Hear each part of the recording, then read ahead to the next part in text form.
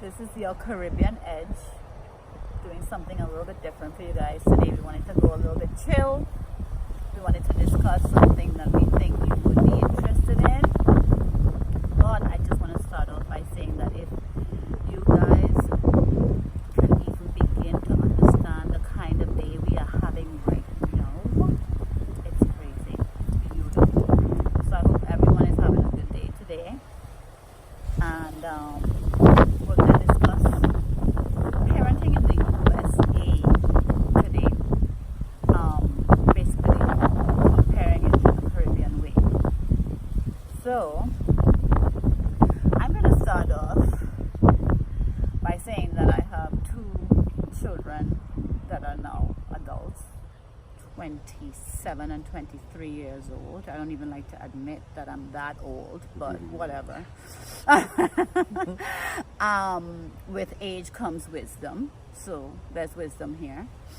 And I want to say that bringing them up in the USA, I can't really compare it to what I would have done in the Caribbean, but I know how mom and dad brought us up, and it's kind of different. It's very different, very different. First of all, I did not hear "I love you" much from my mom or dad. I don't even think I heard it once, to be quite honest. Wow. Yes. And my children, they hear it all the time from since they were babies. Yeah. I love you, I love you, I love you, I love you, I love you. I think a lot of Caribbean parents, though, the older generation, they just probably didn't hear it themselves. I think so because too. I heard that. I did not hear it from my father, See? who raised us as well. And like you, I tell my kids every day that I love them. Right. And I think some of it is we wanted to hear it. So, obviously we're saying it now. Because we wanted to. Because we wanted to We hear wanted it. to So hear. you broke Yeah. the cycle, Yeah. but that's not to say every parent has done that. Because Right. I'm sure there's some parents that carry on that, lifestyle tradition where they're not comfortable telling their kids that they love them. Yeah, and it's fascinating to me because sometimes until you're in a different scenario, a different culture, you don't really have a comparison. So once again, growing up in a Caribbean household and now becoming parents in the United States here, we can compare and contrast and see what we did get from what we didn't get. And I always believe that as parents, we should not just automatically hand down what our fathers and forefathers did. We should try to improve on that model. And a big part of that is telling our children daily, I love you. just I love Oh you. my And God. here's another thing from my experience only. I don't see a lot of hugging sometimes. Right. It's just one of those things, that touch, that hugging, and that pat on the back, and I see more over here. So that's something too that's very powerful, when you have a child. So Fabian, for the viewers that don't know who you are, where are you from? Right. And were you raised by a mom and dad in the household? Right. What's your background? Yeah. So I was adopted. Oh, wow. Yeah, I was adopted at 11 years old. My mom is Jamaican. Okay. My father is Italian, and I was adopted by a Jamaican father and a German mom. So I had both the Caribbean influence and both the wow. European influence growing up. And needless to say, both were old school, so to speak. Yeah. And, kind of strict by the book.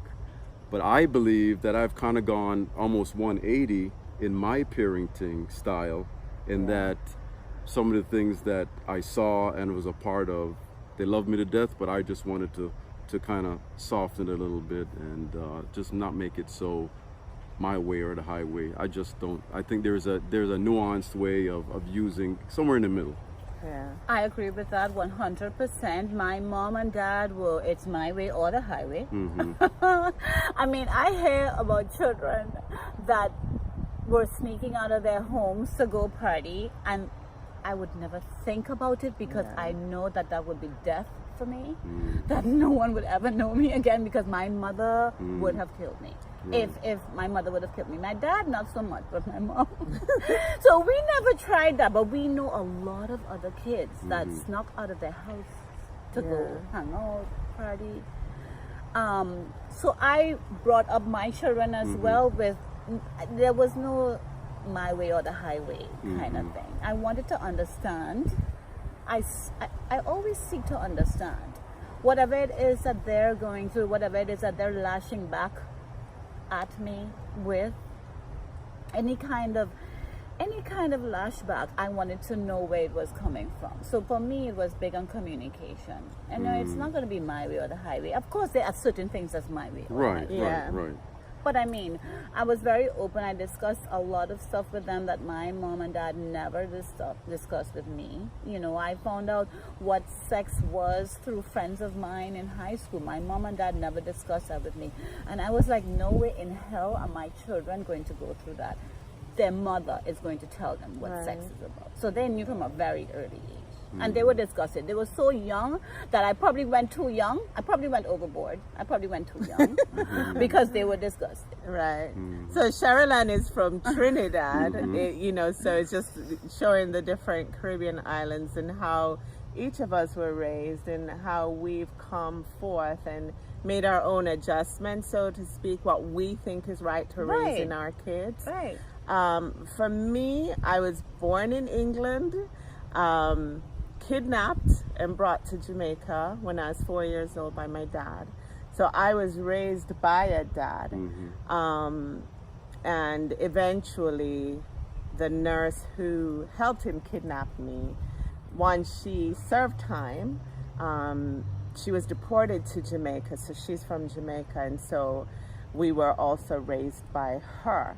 So just like you said, you know, I didn't have that parent to tell me anything about, you know, the women's stuff coming, our menstrual coming. I learned all that from friends as well. I really had a very overly strict dad. And so I was like you, I wouldn't even dream of sneaking out to go party. Because I would have been dead. So, you know, and raising kids in America is so different.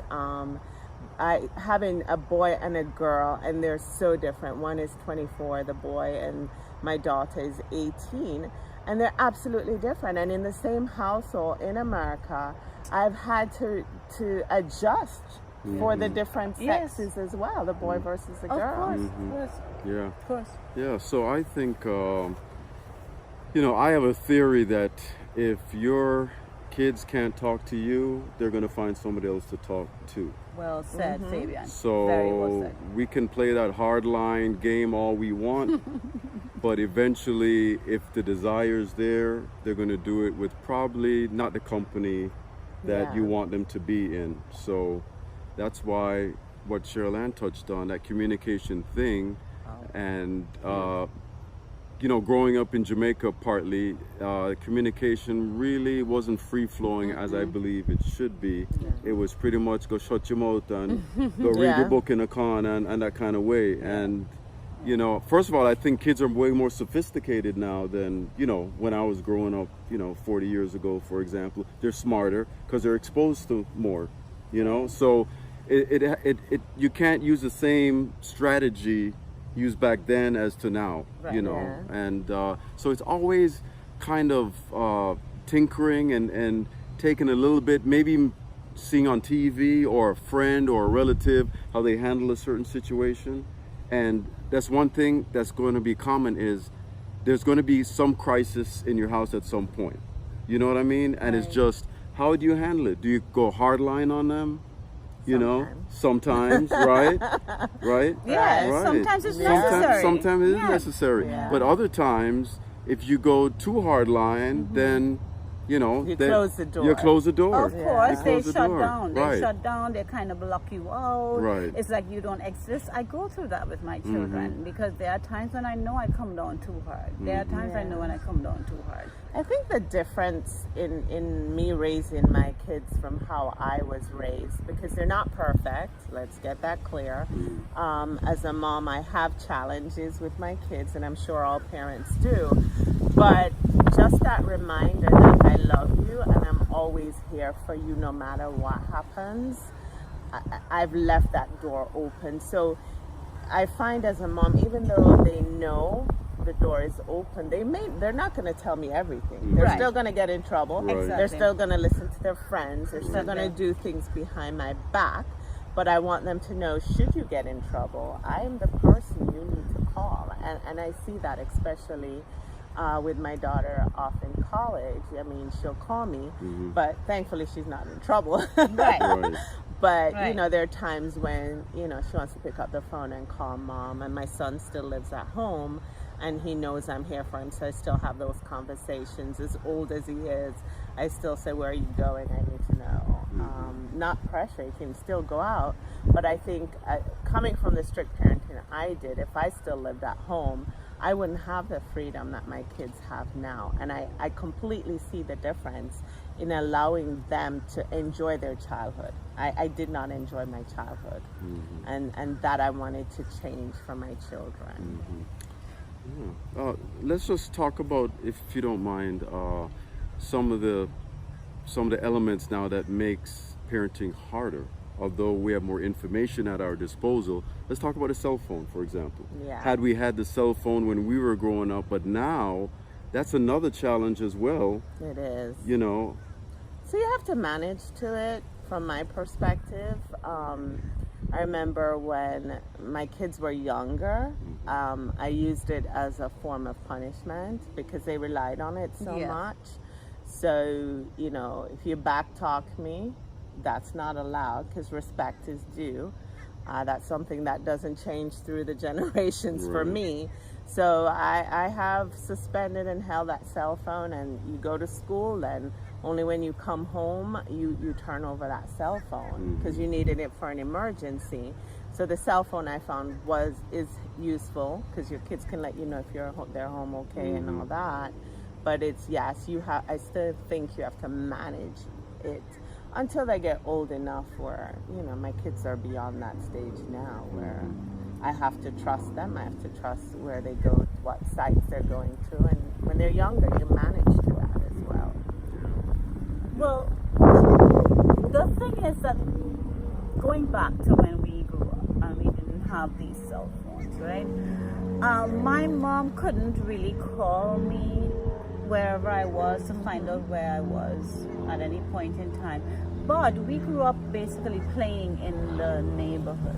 We had a bunch of neighborhood kids, and everything we did, if it was on an evening or on the weekends or during the summer vacation / holidays, we played in the neighborhood and we had fun. We had so much fun playing cricket. I remember I was the worst batswoman ever, but I didn't care. I couldn't bat. I mean, I bat better than I caught when I played cricket because I would miss all the freaking balls that I could possibly catch to out someone. But growing up in those days, there was no cell phone. We played on the streets. My mom happened to see me riding out with another friend of mine. It was late. Somebody told her, actually, she didn't see it. Somebody told her, and she basically whooped me because I was out so late, out on the main road, riding my bike. She couldn't call me to find out whether or not I was riding my bike on the road. If she had gotten home and I wasn't home, she could not call me to say, Right. where are you? Why aren't you home? But now I can do that. I can call. Then too, when I mean, now so much, I don't really manage their time to say, where are you? But when they were younger, I could call them when they had their cell phones. Sean, where are you? Sydney, where are you? And I did like that. So, how about peer pressure? I want to ask both you ladies, how have you handled your children and how they have dealt with peer pressure? And because that is, I think, way much stronger than, I can only speak from my experience. I think it's way much stronger now that peer pressure than it was because of the information age and people kind of mimicking and seeing what somebody else's style is wearing, for example. How did you, Dawn, for example, kind of warn your children about peer pressure? And did you ever have an instance where it came up and you had to deal with it? No, I can't say. My kids, knock on wood, have not had to deal with it. I think because of their probably, mainly my daughter, her outgoing personality and growing up in the sports arena at school, she didn't have that. And growing up being taller than most kids her age, I don't think, if anything, Jade would be the one to, you know, be more assertive. So she didn't have those challenges.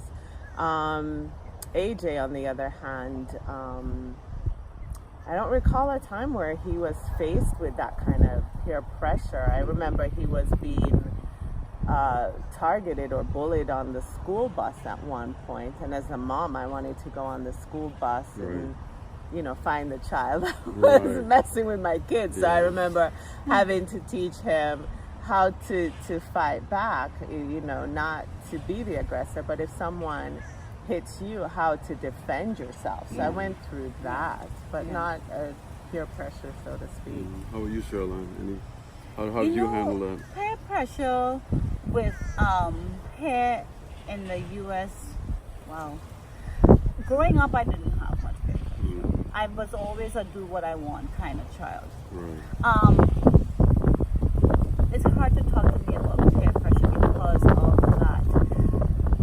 My children, they very much do what they want as well, Sean and Sydney.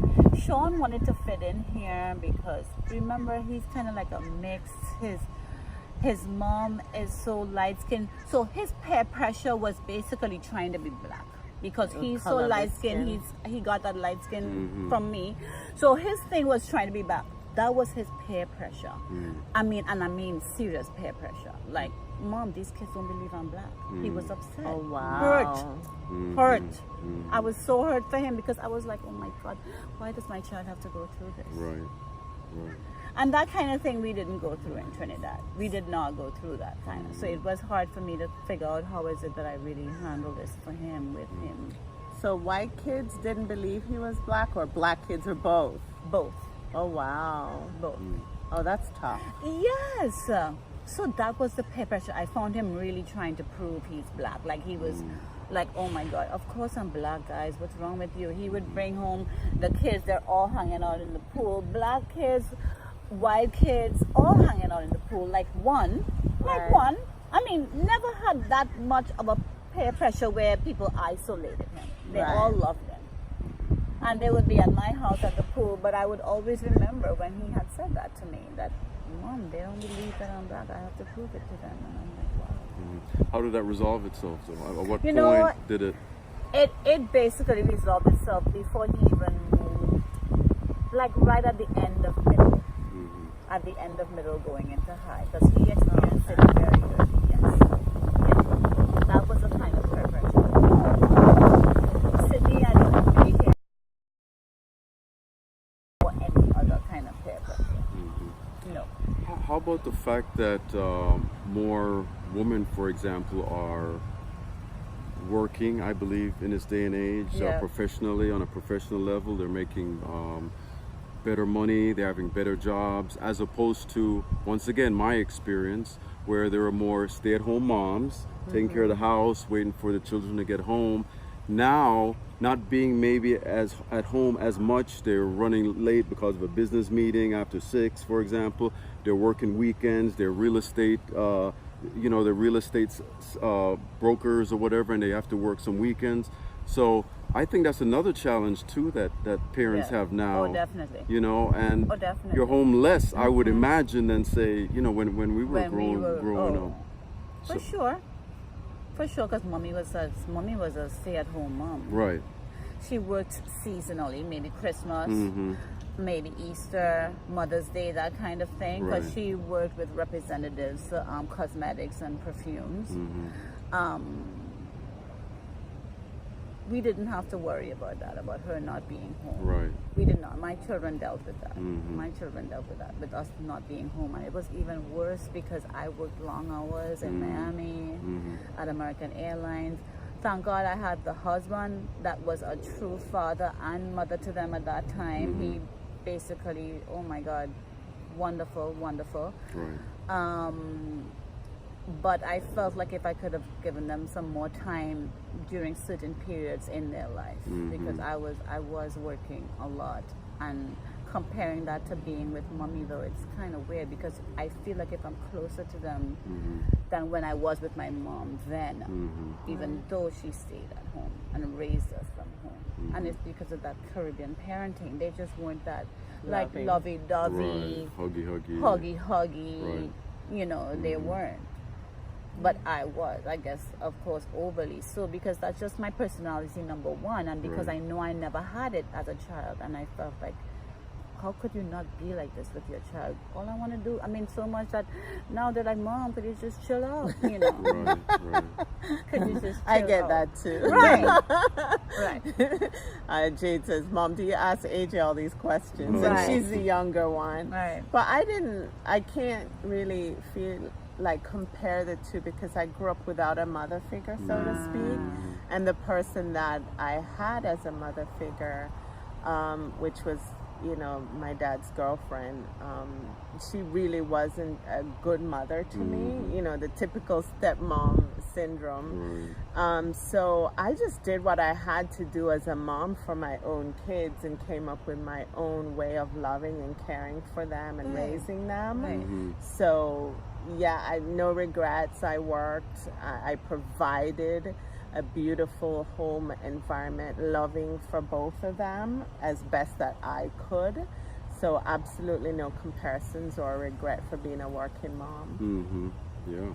And, you know, I think that, you know, when sometimes if there is a single parent home, then mom or dad might be out working 2 or 3 jobs, and that in itself is going to create conundrum, you know, because now you need the money obviously to pay your bills, but at the same time the supervision at home. So this is where I think mentors are so valuable, coaches are so, you know, they're so Yeah. and that's something that we'd like to commend them too, for all the mentors out there and the coaches that take away from their own family time to help raise other children as well.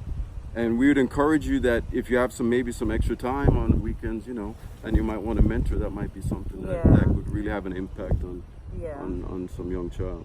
And all the stepdads that stepped in because the relationship went south between the mom and the dad, and the stepdads that have stepped in, or stepmoms that have stepped in and helped raise kids, you know, definitely to be commended, because parents that don't have a father figure, a lot of times you feel it. So those male figures being present, whether they're a coach or a stepdad, absolutely kudos for you for making a difference in our children's life, because this is the next generation. This is the world we leave behind us. Right. Yes, Right. we appreciate you. Yeah. We appreciate everyone who's, I mean, they say it takes a village, right? They say it takes a village. So I know everyone here, I know all of you are doing your part. We are all doing our parts, and we appreciate all of it. We appreciate all of it. Yeah. I would just say that, you know, if there is a young parent out there, for example, that might be struggling with some of the topics that we just discussed, to, you know, feel kind of free to reach out, you know, whether it's some agency or somebody that's in that field, a professional. Don't feel like that burden is on your shoulders alone. Seek some help. And that's another thing I believe in the Caribbean, that sometimes we don't want that stigma of asking about how to deal with our children's situation, so we keep it in-house, and instead it manifests and sometimes it gets worse. So there's help out there, you know, for people to reach out if you need to and get some assistance. It's basically a matter of, I mean, I've seen it with my friends, I've seen it with people that I work with. It's just basically just throwing it out there to friends. People don't like to talk about what's going on in their lives, but guess what? When you share your story, people give you feedback on their story and what they have experienced, and you pick up on certain things from what they did.